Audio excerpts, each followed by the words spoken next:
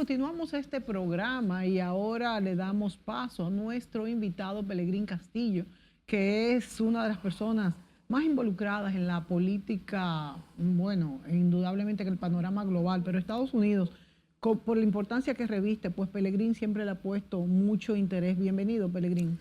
Muy contento, Mónica, de encontrarme aquí de nuevo en tu espacio. Gracias por la invitación.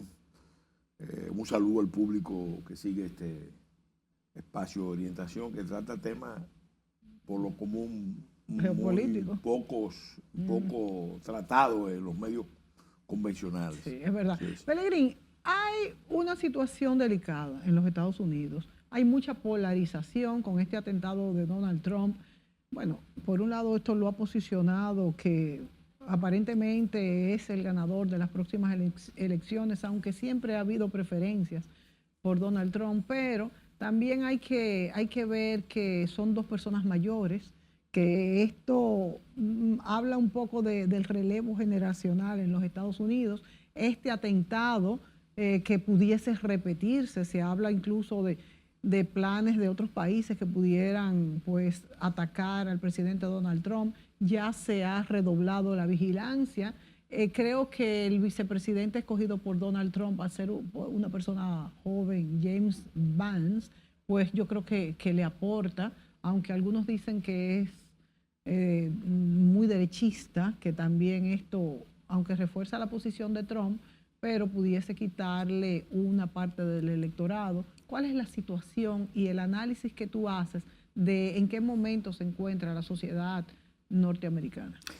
Bueno, Mónica, vamos a empezar por una reflexión sobre lo que hubiera sucedido si a Trump lo matan ese día. Sí.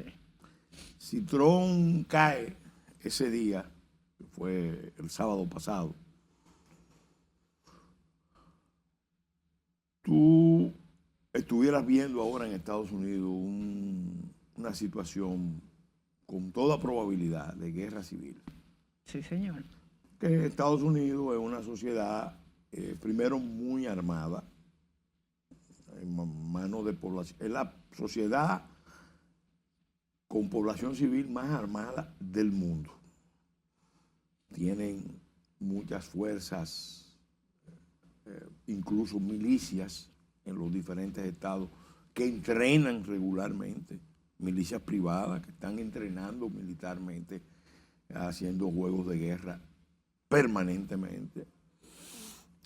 Y desde hace ya tiempo, pero sobre todo con el ascenso de Obama al poder, lo que se ha producido es una radicalización, una polarización extremadamente peligrosa. ¿Tú crees que con el ascenso de Obama al poder se afirmó esta radicalización? Sí, mira, había una idea, una expectativa.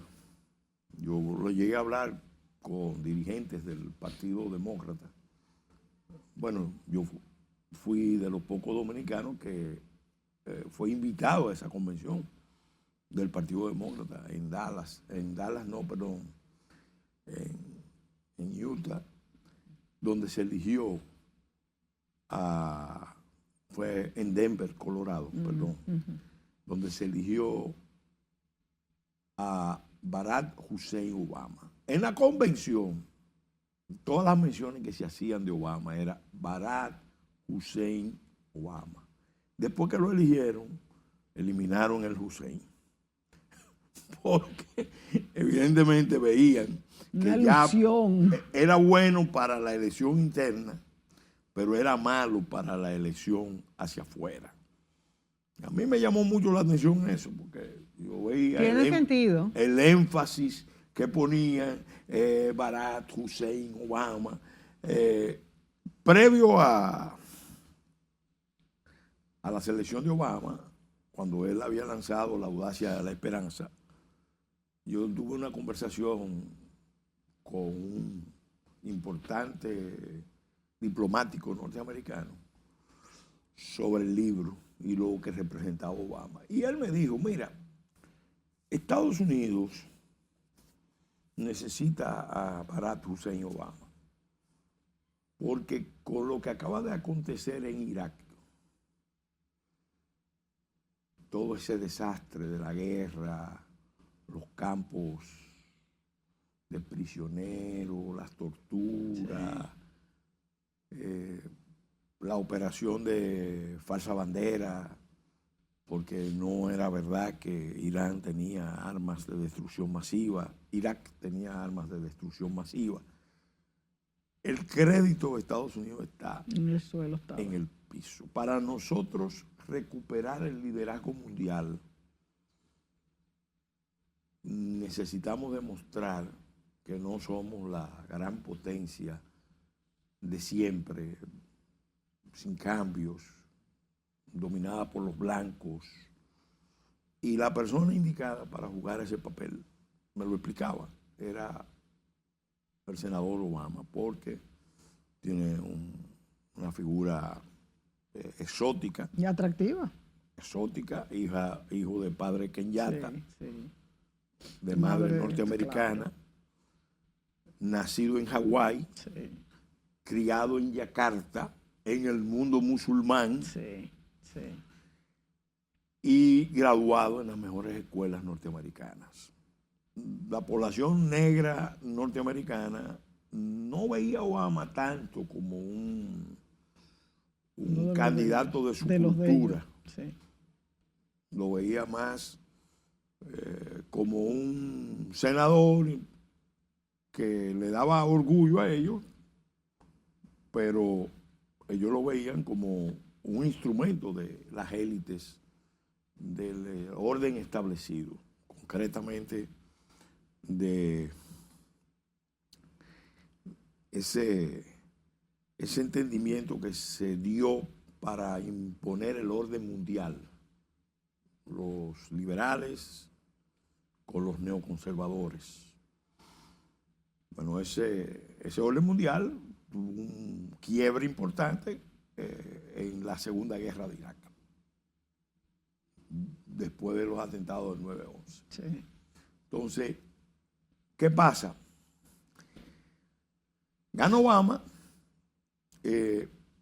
Se entendía que con la elección de Obama, internamente, la población afroamericana se iba a sentir más integrada y en cierta manera ya compensada históricamente para cerrar el capítulo de las luchas internas. Eso no pasó.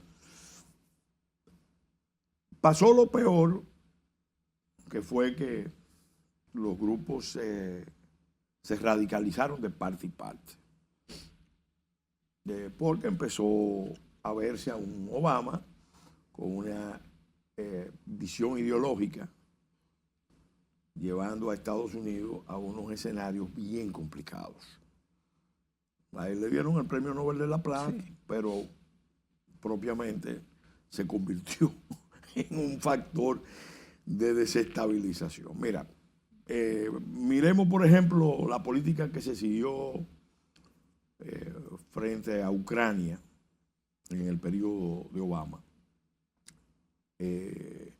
Lo que pasó ahí con las revoluciones de colores, sobre todo en Ucrania, con el Maidán, fue resultado de una política de las élites norteamericanas, victoria nula a la cabeza, mucho apoyo para una jugada sumamente peligrosa.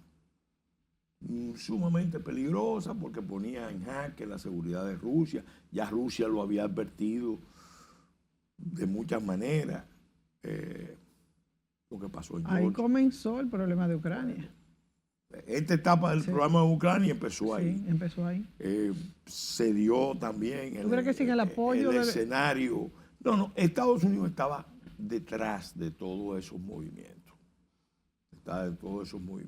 Y obviamente, donde más se vio eso fue en la presencia de Obama en el mundo musulmán, el mundo árabe. Él fue a Turquía, fue de los primeros viajes que dio.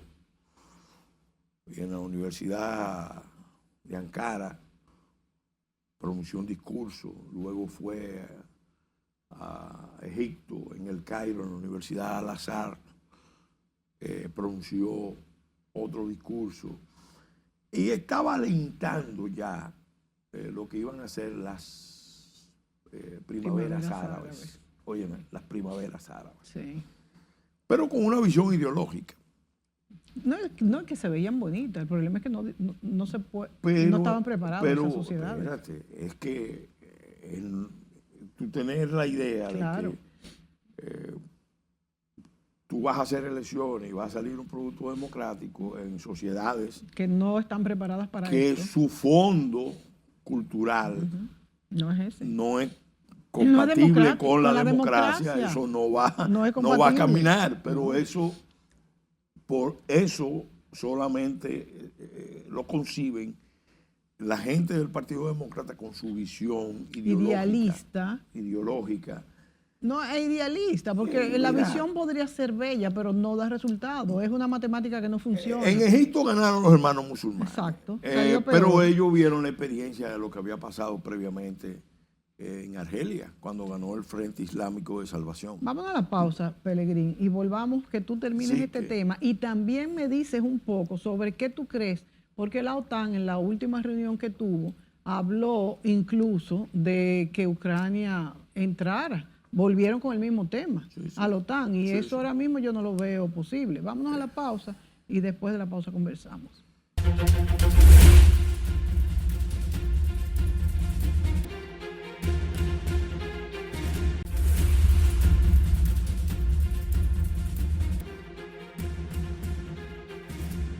Continuamos con Pelegrín Castillo y hablamos de política global, en este caso de las elecciones en Estados Unidos. Y nos hablaba Pelegrín en el segmento anterior de, bueno, primero de que Obama, aunque ganó el Premio de la Paz, fue uno de los presidentes que más llamó a la guerra. Sin embargo, Trump no llamó a la guerra. Hablábamos de la OTAN también y cómo en la última cumbre, pero en la última reunión de la OTAN se habló de nuevo de que Ucrania perteneciera a la OTAN en un momento tan delicado como el que vivimos. Sería un detonante para Rusia. Mira, la verdad es que vamos a simplificar el análisis.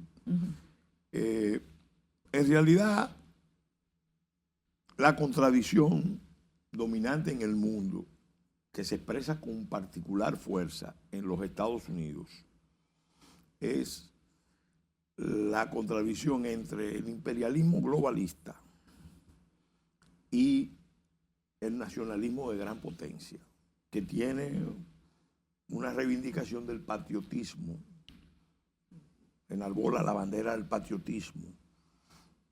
Ellos no usan tanto el nacionalismo, pero usan el del patriotismo. Y eso es expresión de un proceso, cuando Estados Unidos se empeñó de construir un orden global bajo su hegemonía, estaba contando con una China como su socio estratégico. Una China que iba a ser la fábrica del mundo, que iba a abaratar todos los productos del mundo, y Estados Unidos iba a cuidar el orden mundial para que se construyera una economía global con las cadenas de suministro totalmente integradas y dominadas por Estados Unidos en la parte oriental del Pacífico y China en la parte occidental. Se decía que el mundo había desplazado su centro de gravedad del Atlántico al Caribe.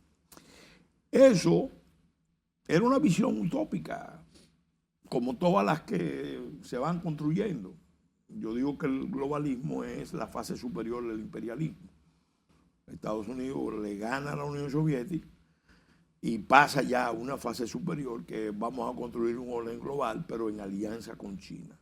Una China que ellos esperaban que con el tiempo, con la prosperidad, con el avance, se iba a convertir en una sociedad abierta, una sociedad muy orientada por los valores occidentales. Eso fracasó. Y fracasó en muchos momentos, pero el momento cumbre fue la crisis del 2008. Quien mete a China en la Organización Mundial del Comercio y le da un trato preferente es Estados Unidos. Sí. Estados Unidos bajo Bill Clinton, las élites.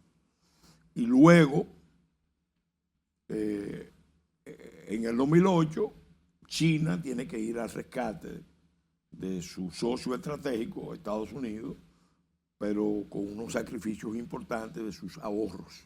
Porque China fue clave en la recuperación económica de Estados Unidos. Porque le convenía. Le convenía. A nadie le convenía que esa crisis se profundizara. Entonces, pero en el 13 ya China cambia el enfoque. Completamente. Porque se da cuenta de que no puede seguir en la relación que tenía con Estados Unidos, que tenía que replanteársela. Y ahí viene todos estos problemas entre el 13 y el 14 se dan. Cuestionamiento del orden mundial encabezado por Occidente. ¿Qué pasa? Como te decía, Obama lo buscaron para restaurar un poco el prestigio ante el mundo de los Estados Unidos, que había caído con el desastre de Irak. Y quizás fue necesario esa transición. Pero Obama vino con la misma visión ideológica, de que los mercados tenían que ir de la mano con las democracias. Volvemos a lo mismo, igual como China. La misma visión ideológica, llevarla al mundo, árabes, y se encontraron con una realidad muy distinta. Muy distinta. Y ahí viene toda esta crisis. ¿Qué pasa? En Estados Unidos eso produjo un proceso interno de radicalización. Porque los sectores perdedores de ese nuevo orden mundial en los Estados Unidos fue la clase media, la clase trabajadora. Sí, la clase trabajadora. Perdió sus empleos. Perdieron. Y entonces esa gente tuvo una primera expresión política, porque mucha gente habla de Trump, pero se olvida del Tea Party. Cuando el Tea Party aparece en escena. No estaba Trump en escena. No estaba Trump en escena. Y te digo, se produjeron 700 movilizaciones en ciudades norteamericanas, pero gigantescas. ¿En qué año comenzaron esas movilizaciones? Mira, el Tea Party, Obama gana en el 8, en el 7, toma el poder en el 8, y en el 10 ya surge el Tea Party. El Tea Party como movimiento empieza a cambiarte el clima político, porque tenía un cuestionamiento, no ya al Partido Demócrata, sino al establecimiento, al intente entre demócratas y republicanos, que se juntan muy fuertemente en el estado profundo. ¿Demócratas y republicanos? Claro, demócratas y republicanos. Están juntos en el estado profundo, que es el que lidera a Estados Unidos. Ese nuevo orden mundial. Entonces, el Tea Party cuestiona lo que llaman el pantano de Washington, el estado profundo que ha metido a Estados Unidos en una etapa de decadencia, de crisis, de empobrecimiento. Pero por el globalismo, ¿tú crees que influye? Sí, porque ellos veían que ahí ganaban las élites, pero perdía el pueblo americano. ¿Qué es lo que Trump ha venido a defender? Entonces, cuando Trump entra en escena, el ambiente está preparado. O sea, ni es un radical como los del Tea Party, ni tampoco es un globalista. Él se empodera de la agenda del nacionalismo de gran potencia, de la agenda del Tea Party. Pero de una manera diferente, yo creo que lo hace de una manera diferente. Es que él pudo haber sido un candidato del Partido Demócrata. Era votante del Partido Demócrata, era donante del Partido Demócrata. Él era más allegado a los demócratas. Pero hubo un episodio entre él y Obama que yo creo que fue lo que lo radicalizó, porque él estuvo cuestionando la nacionalidad de Obama. Y Obama se burló de él. Obama es que está gobernando Estados Unidos ahora mismo. Biden es el presidente, pero el que está moviendo los hilos. Y yo creo que Michelle Obama hubiera sido una candidata más potable que Biden. Eso se dice, pero yo creo que... No, yo creo muy tarde. Que va a ser muy difícil que puedan ya incluso en el mismo Partido Demócrata, Claro. no creo que mucha gente, aunque la vea con posibilidades, esté contento con que los Obama se conviertan en los dueños En dinastía. en una dinastía. Entonces, ahí viene este problema que está planteado. Trump gobierna, pero Trump va con una línea, o sea, él no es político y él va realmente a cumplir con lo que prometió. ¿Qué tanto puede él cumplir con lo que prometió, dado que La vez anterior sí, la vez anterior cumplió. Sí, pero nada más nos quedan 2 minutos. Vamos a cerrar un poco si gana Trump, ¿qué va a pasar en los Estados Unidos? Mira, yo creo que si gana Trump y no lo matan,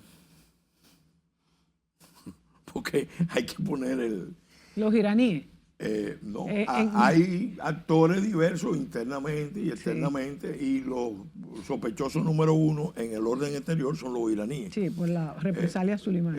No, y además porque ellos saben que Trump volvería con un tipo de cuestionamiento a los planes iraníes en la región que ellos si gana, perderían. ¿cuál es el escenario? Si gana, yo creo que él está dispuesto, lo que ha demostrado hasta ahora, a jugársela para sacar a Estados Unidos de ese papel que le asignaron las élites norteamericanas, liberales y neoconservadoras, de ser los guardianes del nuevo orden mundial. Él lo ha dicho. Porque lo que hay que darse cuenta, mira, Trump sin duda se entendería con Putin para parar la guerra en Ucrania. De hecho, se entendieron bastante bien ellos perfectamente bien. Sí.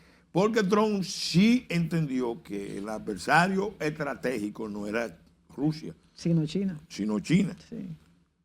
Los demócratas entendían que China era un competidor estratégico, no un enemigo.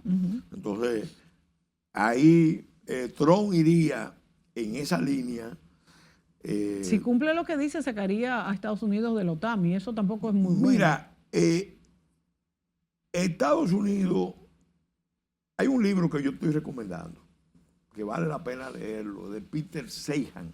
Se llama El fin del mundo es solo el comienzo. Libro interesante. Porque muchas de las cosas que se están dando ahí, que lo describen, en realidad empezaron a verse ya, a comprobarse. Y lo que te demuestra el libro es que el orden global se está derrumbando, la globalización se está desarticulando. Viene un proceso de reconcentración de las grandes potencias en sus regiones. Europa en Europa, Estados Unidos. Entonces, Estados Unidos... Nos conviene que nosotros seamos el corazón de América. Estados Unidos, de acuerdo al pronóstico de Seihan, tiene las mejores posibilidades reconcentrándose en América. Porque en Norteamérica y luego en América, en las Américas, la masa de recursos, de medios, de y eso nos conviene a nosotros como país. A nosotros nos conviene. Nos conviene muchísimo. A nosotros nos conviene. Para terminar, el peligro está en ver qué va a pasar en otras partes del mundo, porque también cuando Estados Unidos se ha retirado, vienen las grandes guerras. Claro. O sea, Estados Unidos eso es lo que te digo, intervino en la primera guerra, intervino en la primera guerra. Fue el factor que decidió la primera guerra. Y en la segunda también. Pero se replegó inmediatamente. Y entonces, al replegarse y aislarse, volver al aislacionismo histórico, lo que hizo fue favorecer, en cierta manera, favoreció el estallido de la Segunda Guerra Mundial. Pellegrín, se nos acabó el tiempo. ¿Tú crees que será un gobierno globalista o de Estados Unidos? Sí, gana Donald Trump. No, si él cumple como cumplió en la primera etapa, con lo que prometió, Estados Unidos va a hacer un repliegue sobre sí mismo probablemente sobre el continente, y hará alianzas estratégicas, yo creo que lo hará con Rusia. Incluso hay, Bannon lo explica muy bien, históricamente, lo decía Tocqueville, Rusia con sus características y Estados Unidos con también su característica única, son dos naciones que están llamadas a soportar el orden global. Que se necesitan, se necesitan. Pellegrini, se nos acabó el tiempo. Vamos a volverte a invitar y a hablar a ver si por fin va a llegar el nuevo embajador norteamericano a nuestro país, porque hemos estado mucho tiempo sin embajador y creo que ya, ¿verdad? Se supone, vamos a ver si Trump lo deja. Gracias. No, yo creo que él debe llegar en las próximas semanas. Sí, por eso. Eso está claro. Bueno, pues vamos a volver contigo sobre ese tema porque hay mucho que hablar respecto a la agenda binacional de los dos países. Gracias, Pellegrini, por acompañarnos y a ustedes, amigos, por sintonizarnos. Recuerde que puede volver a ver este programa en YouTube, en CTXTRD, así que los esperamos por allá.